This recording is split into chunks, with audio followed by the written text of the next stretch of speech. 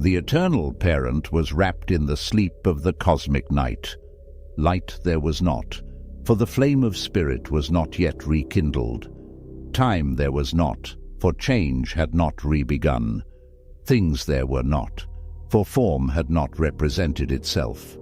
Action there was not, for there were no things to act. The pairs of opposites there were not, for there were no things to manifest polarity. The eternal parent, causeless, indivisible, changeless, infinite, rested in an unconscious, dreamless sleep. Other than the eternal parent, there was naught, either real or apparent.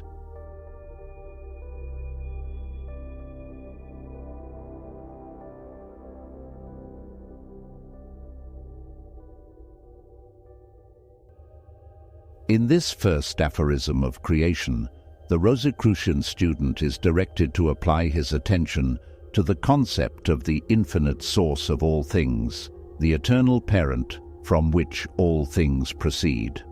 This eternal parent, the infinite unmanifest, is represented by the Rosicrucians by the symbol of a circle, having nothing outside of itself and nothing within itself. The circle, however, must not be interpreted as conveying the idea of limitation. Rather, is it intended to convey the idea of limitlessness? The symbol, although the best possible for the purpose, is inadequate by reason of the impossibility of representing the infinite by a finite symbol. The only adequate symbol of the eternal parent would be that of infinite space, and this, of course, cannot be represented by a sign, for no matter how wide the circle might be drawn, there would always be space beyond it. But, recognizing the impossibility of an adequate symbol, the ancient Rosicrucians have adopted the empty circle as the best possible finite symbol of the infinite unmanifest. The concept of infinite space has always been regarded by the Rosicrucians as the best possible concept with which to think of the infinite unmanifest, since the latter cannot be actually thought in consciousness as a thing, and consciousness is capable of thinking only of things. Strictly speaking, the infinite unmanifest is a nothing rather than a thing, and yet not such a nothing as implies notness or naught, but rather such a nothing as implies the possibility of everything, yet without the limitations of thingness.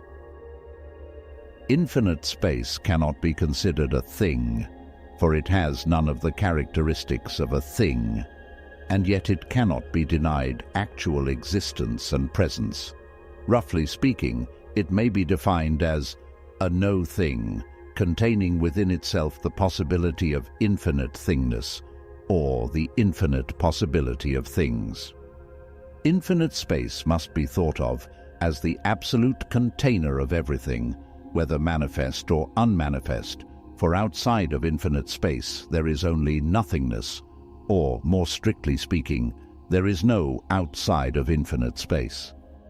Infinite space, therefore, has always been the accepted occult and esoteric symbol by means of which men are able to think of the infinite unmanifest, the eternal parent, wrapped in the sleep of the cosmic night. In one of the ancient occult catechisms, the question was asked, "What is that which ever has been, is now, and ever shall be, whether there be a universe or not, and whether there be gods or not?" And the answer is space. The strength of this symbol of infinite space, as indicating the infinite unmanifest, is perceived when the mind tries to think or even imagine the absence of infinite space, either as absent before its creation or else as absent after its destruction. It will, of course, be discovered that the human mind and the human imagination find it impossible to think of space being absent in either event. The mind is compelled to think of space as being infinite and as being eternal, without regard to whatever else is held to be either present or absent at any time, past, present, or future. And at the same time, the mind finds that it is unable to define space as a thing, yet it dares not regard it as a nothing or naught. It is found that infinite space must be always thought of as necessarily eternally present, and yet ever free from the limitations of things. Moreover, as infinite space is invisible and beyond the other senses, it cannot be known or cognized as a thing. Thought regarding it must always report, not this, not that regarding it.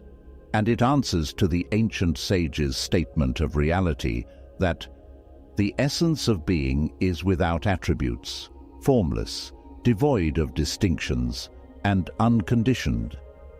It is different from that which we know, and from that which we do not know. Words and thoughts turn from it without finding it.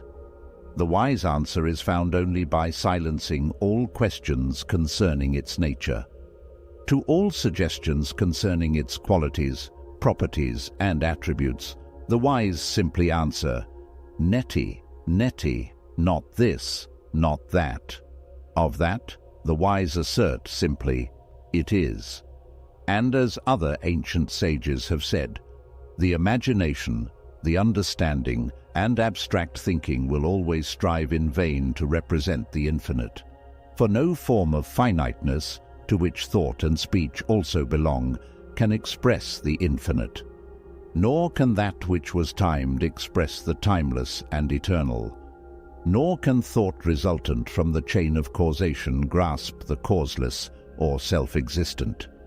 So in every way and from every angle of view, we discover that the concept of infinite space is a noble and worthy symbol of that which we mean when we try to think of the infinite unmanifest, of the essence of being before manifestation into activity and form. The first aphorism states that the eternal parent was wrapped in the sleep of the cosmic night. In this sentence, there is a reference to that teaching concerning the cosmic days and nights, which under some of many names is found lying at the base of all esoteric teachings and occult philosophies. The highest human and superhuman intelligences have testified to the fact that rhythm is abiding in and manifest through the cosmos, from the tiniest point of manifested being to the totality of being. There is found to ever exist the presence and manifestation of rhythm. There is reported to us, from the highest occult sources of information, the fact that the All presents itself alternately in great periods of manifestation, called the cosmic days, followed by a like great period of unmanifestation, called the cosmic nights. During the cosmic night, the eternal parent exists as if wrapped in an unconscious and dreamless sleep, from which, with the dawn of the new cosmic day, it awakens gradually into manifestation. The cosmic day, in turn, gradually finds itself changing into a twilight, which slowly but surely darkens into the cosmic night when all again is stilled and quiet. And so on and on and on, in infinite sequence and repetition, in infinite rhythm, the cosmos presents this succession of days and nights, of manifestation and unmanifestation. And so it has been forever and ever, and will continue forever and ever, without end, ceasing, or interruption. Such is the report of the wise and the illumined teachers of the race. A great occult teacher has written of this teaching as follows: the esoteric doctrine teaches, like Buddhism and Brahmanism, and even the Kabbalah, that the one infinite and unknown essence exists from all eternity, and in regular and harmonious successions is either passive or active. In the poetical phraseology of Manu, these conditions are called the days and the nights of Brahma. The latter is either awake or asleep. Upon inaugurating an active period, says the secret doctrine, an expansion of this divine essence from without inwardly and from within outwardly occurs in obedience to eternal and immutable law, and the phenomenal or visible universe is the ultimate result of the long chain of cosmical forces, thus progressively set in motion. In like manner, when the passive condition is resumed, a contraction of the divine essence takes place, and the previous work of creation is gradually and progressively undone. The visible universe becomes disintegrated, its material dispersed, and darkness solitary and alone broods once more over the face of the deep. To use a metaphor from the secret books, which will convey the idea more clearly, an outbreathing of the unknown essence produces the world, and an inhalation causes it to disappear. This process has been going on for all eternity, and our present universe is but one of an infinite series which had no beginning and will have no end. In this connection, the student of Herbert Spencer will find in the ancient occult doctrines and teachings an unsuspected firm basis for the teaching of his modern master. Spencer, in his teaching of the universal presence and activity of rhythm, but echoes the old occult teachings on the subject. Note the following from the pen of the modern prophet of evolution. Apparently, the universally coexistent forces of attraction and repulsion, which, as we have seen, necessitate rhythm in all minor changes throughout the universe, also necessitate rhythm in the totality of its changes, produce now an immeasurable period during which the attracting forces predominating cause universal concentration, and then an immeasurable period during which the repulsive forces predominating cause universal diffusion, alternate eras of evolution and dissolution. The first aphorism further states, "Light there was not, for the flame of spirit was not yet rekindled." This is apt to prove a hard saying to those who, having the half-truth only, and not realizing the existence of the other half, have thought of infinite reality as being spirit, of which the flame is of course the occult and esoteric symbol. But the best ancient wisdom, as voiced by the most careful teachers, has ever taught those qualified to know the whole truth, that not only the back of matter, but also the back of spirit, there abides an eternal and infinite essence, which is neither spirit nor matter, but which is the unconditioned root and source of both spirit and matter. Light and flame, the two universally recognized esoteric and occult symbols of spirit, have behind them the lightless and heatless essence of light and heat. The infinite reality is the essence of the spirit light and flame, not the light and flame itself. The student will be aided in grasping this truth if he will contemplate the flame of a lamp, a candle, a gas flame, or any other kind of physical flame.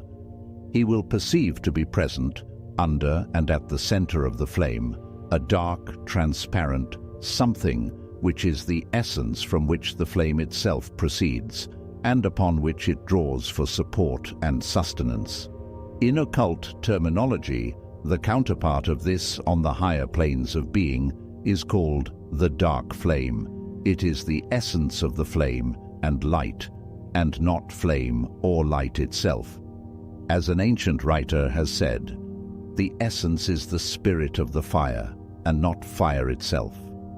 Therefore, the attributes of fire, heat, flame, and light are not the attributes of the essence, but rather of the fire of which the essence is the cause. Therefore, the infinite unmanifest, the sleeping eternal parent, must not be thought of by the student as being spirit, in the sense of the latter term as commonly employed in our thought. Rather is it akin to pure space, from which the flame emerges, and in which it is contained. There is close reasoning and distinction here, which will become clear to the student as he proceeds, but which must be noted even now in passing. The first aphorism further states, "Time there was not, for change had not begun." Here again is expressed another hard saying for the student who has not grasped the true meaning of time.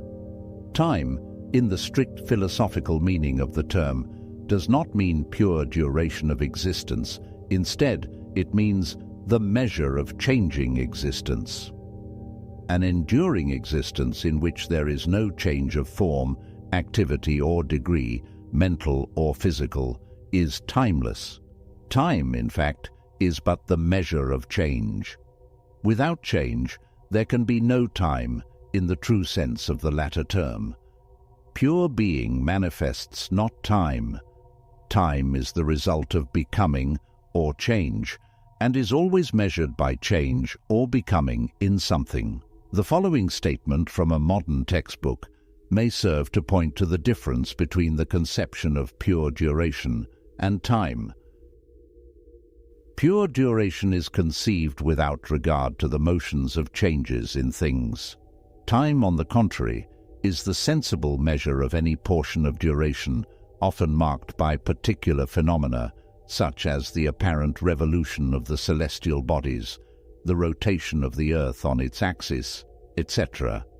Our conception of time originates in that of motions, and particularly in those regular and equable motions carried on in the heavens, the parts of which, from their perfect similarity to each other, are correct measures of the continuous and successive quantity called time, with which they are conceived to coexist.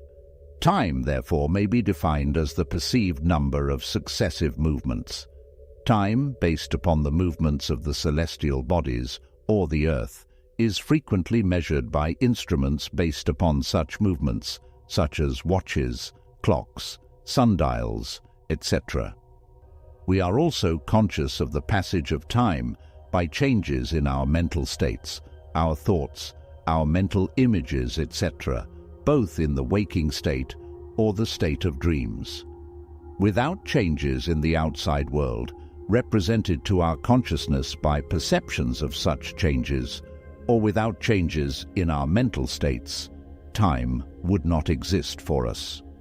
It thus follows that given an eternal, changeless reality, for whom and by whom no outside world has been or is manifested, and which is wrapped in an unconscious and dreamless sleep, such as is pictured in the first aphorism. For such a reality, there could exist no time. No time would present itself, and timelessness would abide until change began once more. Therefore, the student will perceive the necessary truth of the statement of the first aphorism that for the eternal parent, wrapped in the sleep of the cosmic night, time there was not, for change had not begun.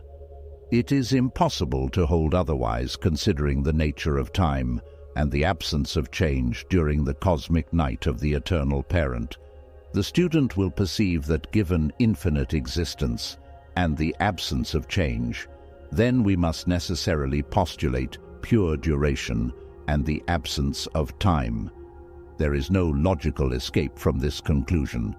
The first aphorism further states, "Things there were not, for form had not represented itself." Here, again, we are presented with an unescapable conviction. A thing is whatever exists or is conceived to exist as a separate entity and as a separable or distinguishable object of thought. Every thing must manifest form. Form is one, the shape or structure of anything, as distinguished from the material of which it is composed, hence the configuration or figure of anything. 2. The mode of acting or manifestation of anything to the senses or to the intellect. And 3. The assemblage of qualities constituting a conception, or the internal constitution making an existing thing what it is. Strictly speaking, a thing must be capable of being thought of or pictured as composed of qualities, attributes, or properties, distinguishing it from other things. Hence, every thing must manifest form in order to be so distinguished and perceived by the senses or by the intellect as a thing. The eternal parent, the infinite unmanifest, cannot be held to manifest form, or to display or present any particular quality, property, or attribute of manifestation when in its state of unmanifestation. When the eternal parent takes upon itself the robes of manifestation, it proceeds to manifest the appearance of things, these things each displaying form and certain qualities, properties, or attributes which distinguish them from other manifested things. It is axiomatic in metaphysics and philosophy that the unmanifest cannot be thought of as possessing or manifesting, in its essential nature, any one set of qualities, properties, or attributes which appear later in its manifestation of things, as distinguished from the opposite set of qualities, properties, or attributes.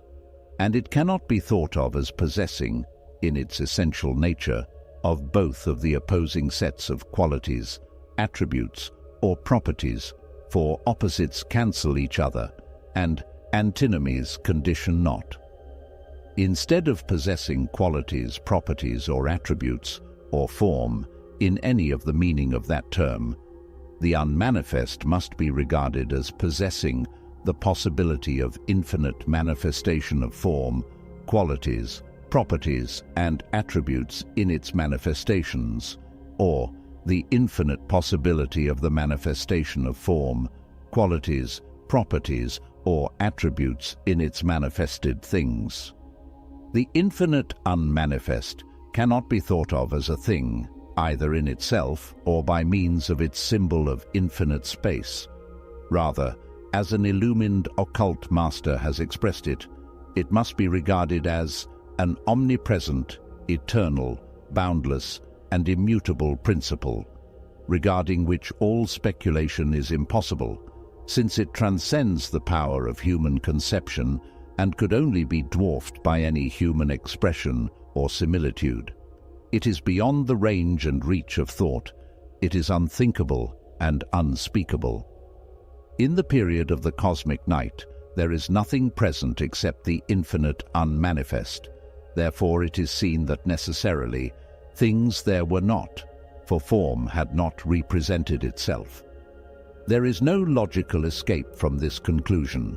The first aphorism further states, "Action there was not, for there were no things to act." This statement requires little or no explanation.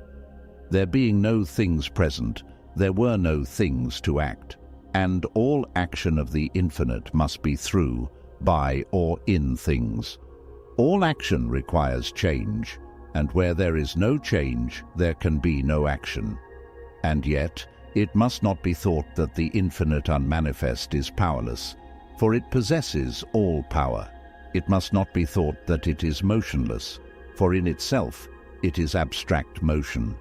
Speaking in finite terms, it may be said that in its state of the infinite unmanifest, the eternal parent dwells in a state of such infinite motion that as compared with relative motion, it is in a state of absolute rest. The first aphorism further states, "The pairs of opposites there were not, for there were no things to manifest polarity." As every student of philosophy knows or should know, everything manifests a combination of qualities, properties, or attributes. Each quality, property, or attribute is one of a pair of opposites, one pole of the two poles of qualities which are ever found present. Given one quality, property, or attribute of thingness, it necessarily follows that there is in existence in other things an opposite or other pole, its antithesis. There is no exception to this rule, and though the opposite may at first appear to be absent, diligent search will surely reveal it, and its necessary existence must be logically predicated. Thus we have the following familiar opposites: hard and soft, hot and cold, large and small, far and near, up and down, day and night, light and darkness, long and short. Even where our language fails to supply a definite term for the opposite of a discovered quality, property, or attribute, the opposite may be expressed by prefixing the term not to the observed quality, property, or attribute. Some thinkers have sought to imply that the term infinite implies a quality, property, or attribute, which was the opposite of finite. But this is merely a play upon words. The word infinite implies simply an absence of limitations, bounds, or form, and does not indicate any limit, bound, or form, no matter how extended. It is impossible to form a mental image of the infinite unmanifest, or to attach thingness or form, or quality, property, or attribute of any kind to it. Hence the term infinity is not a true opposite. It is only when manifestation begins that the pairs of opposites or polarity put in an appearance. The infinite unmanifest possesses the possibility of an infinity of manifestations, all objects of which manifestation must exhibit one or the other of any given set of qualities, properties, or attributes.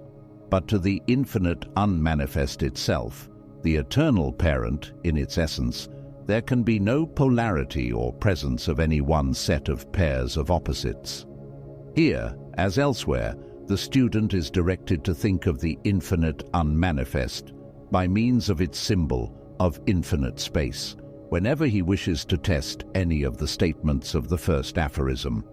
The first aphorism finally states, "The eternal parent, causeless, indivisible, changeless, infinite, rested in unconscious, dreamless sleep." Other than the eternal parent, there was naught, either real or apparent. That the eternal parent is causeless is a self-evident fact, for there is nothing which could have caused the eternal and original being from which all manifestation proceeds. That which is eternal must, of necessity, be causeless. That which is infinite can have no other which could have caused it, and it could not have been caused from or by nothing, for from nothing, nothing comes. That the eternal parent is indivisible is likewise self-evident, for anything that can be divided or separated into parts or particles must in the first place be originally composed of parts or particles, and anything that is composed of parts or particles must be merely a composition, an aggregate, a collection, or a crowd of such parts and particles, and therefore not a real entity or unity at all. Moreover, that which is infinite cannot become divided or separated into parts or particles without losing its essential infinity. A divided infinite is no infinite at all, but merely a collection or crowd of finite things. Absolute indivisibility must be predicated on true unity and infinite being. There is no logical escape from this conclusion. That the eternal parent is incapable of essential change is likewise self-evident, for though it may manifest an infinity of change, nevertheless it must always remain essentially itself, and never anything else but itself. Moreover, not being composed essentially of qualities, properties, or attributes, it cannot undergo the change that comes from the shifting of the poles of the opposites, and not having form, it cannot experience the change that arises from a change of form. Absolute immutability must be predicated on the eternal parent. There is no logical escape from this conclusion. That the eternal parent is infinite is likewise self-evident. It must be infinite, for there is nothing else by which it may be limited, defined, bounded, caused, influenced, or affected. That which is absolute and original, ultimate and elementary, can have no binding or limiting conditions or things. Absolute infiniteness must be predicated on the eternal parent. There is no logical escape from this conclusion. That the eternal parent rested in unconscious, dreamless sleep is held by all advanced metaphysicians and philosophers to be a logical necessity if we are to postulate the existence of a period or state of unmanifestation. For as all psychologists and philosophers know, consciousness, even in the form of dreams, is impossible without change. A changeless state of consciousness can only be expressed as unconsciousness. And yet, the student must not fall into the error of believing that this infinite unconsciousness implies inferiority to consciousness. For rather does it imply a state of rising above ordinary consciousness, a state of infinite superconsciousness, a state of transcending consciousness in which there is ever present the possibility of consciousness without the exercise thereof. Ordinary consciousness is a descent from this state of unconsciousness, not an ascent. This distinction is important and must not be lost sight of by the student. As we shall presently discover, when manifestation begins to dawn into appearance, then and then only, the eternal parent may be said to begin to dream of an infinity of universes, succeeding each other in rhythmic sequence. And only when the eternal parent shall awaken fully from the dream into the bright noontide of infinite self-consciousness, may it be thought of as being fully awake and conscious. These facts will unfold themselves as we proceed with the consideration of the aphorisms. Other than the eternal parent, there was naught, either real or apparent. Here again we have a self-evident truth. There can have been no other real being, no other to the infinite and absolute reality, for the predicate of infinity and absoluteness carries with it the implicit predicate of aloneness, oneness, and uniqueness. There can be no other real being to infinite reality, and in the absence of manifestation, there can have been no apparent thing in existence in the period of the infinite unmanifestation. There is no logical escape from this conclusion. Finally, the student is once more bidden to fall back upon the symbol of infinite space in this consideration of the infinite unmanifest, whenever he finds it difficult or almost impossible to conceive of the truth of the statements contained in the first aphorism as concerned with the eternal parent in the state of the infinite unmanifest, in the cosmic night. The symbol will be found perfectly adequate in order to permit one to think of the infinite unmanifest, although of course it is impossible to paint a mental picture of either symbol or the reality that it represents.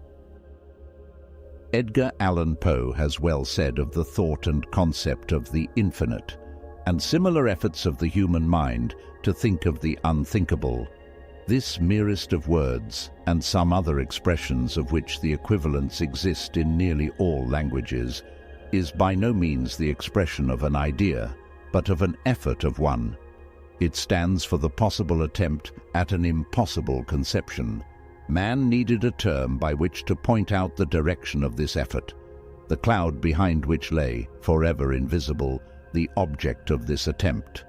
A word, in fine, was demanded by means of which one human being might put himself in relation at once with another human being and with a certain tendency of the human intellect. Out of this arose this term, which is thus the representative, but of the thought of a thought.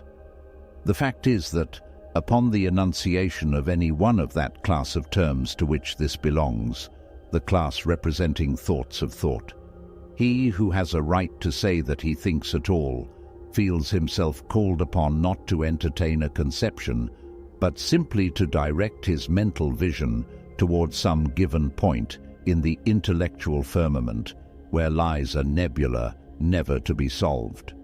To solve it, indeed, he makes no effort, for with a rapid instinct he comprehends not only the impossibility, but as regards all human purposes, the inessentiality of its solution. He sees at once how it lies out of the brain of man, and even how, if not exactly why, it lies out of it. In the secret doctrine of the Rosicrucians, therefore, there is no attempt made to define the essence of the eternal parent. In fact, it is held, in the spirit of Spinoza's celebrated aphorism, that to define the infinite is to deny the infinite. In refusing to ascribe the finite qualities, properties, and attributes of personality to the eternal parent, the Rosicrucians do not mean to imply that the infinite reality is below the plane of personality, but rather that it is so immeasurably above that plane and so infinitely transcends all personality that it is childish to think or speak of it in the terms of personality. It has been held by eminent thinkers that even the finite intelligence of man is capable of conceiving of a state of intelligence as much higher than that of the most intelligent man, as the latter is higher than that of the black beetle. This being so, it can readily be seen that such a power, to which the manifestation of such a superlative degree of intelligence being is but a bagatelle effort of power, is and must be, in its essential nature, so infinitely above the plane of human personality that it is practically an insult to think of it in the terms of personality. As has been frequently stated in this consideration of the first aphorism, the state of being of the infinite and absolute reality, the eternal parent, during this state of the infinite unmanifest, cannot be expressed in words, for it is beyond words. It can be thought of only symbolically, by means of its only possible symbol, that of infinite space. Even symbolized, it can be thought of only in terms of negation, for being in the state of absolute being, which, as Hegel says, is practically identical with non-being, when the term being is used in the sense of finite, conditioned, and qualified being. It cannot be thought of as possessing any of the qualities, attributes, or properties of thingness. Therefore, its state of being can be suggested only by using the terms implying the negation of all those qualities, properties, and attributes that men ascribe to things, even to those things which they feel rather than conceive, and which represent even the remotest limits of their mentative efforts. Edwin Arnold, in his beautiful poem The Light of Asia, has well expressed the Buddhistic conception of this beyond thoughtness, of the essence of the infinite reality, in the following words: Om Amataya, measure not with words the immeasurable, nor sink the string of thought into the fathomless. Who asks, does err; who answers, errs, say naught. Shall any gazer see with mortal eyes, or does any searcher know with a mortal mind? Veil after veil will lift, but there must be veil upon, veil behind. And so the Rosicrucians regard the fact of the infinite unmanifest, the absolute essence, only under the symbol of the infinite sea of pure space, resting in a state of absolute calm and absolute transparency, through which the mortal eye gazes and seems to see but nothing, but which the illumined intuition knows to be allness instead of nothingness, absolute and infinite being instead of nothingness, infinite life instead of death. Though it cannot be perceived by mortal sense, and though it transcends the highest effort of both intellect and imagination to conceive or picture, yet the highest reports of pure reason inform us that it must be present, and the highest reports of intuitive faith render it impossible to doubt its all-presence and reality. To the ignorant and the half-wise, this symbol may seem to indicate nothing, but to the illumined and truly wise, it is seen to represent absolute allness of reality. Gaze ye then upon this symbol of infinite space with awe, for it represents our highest, though feeble, efforts at expressing the nature of the infinite essence of being.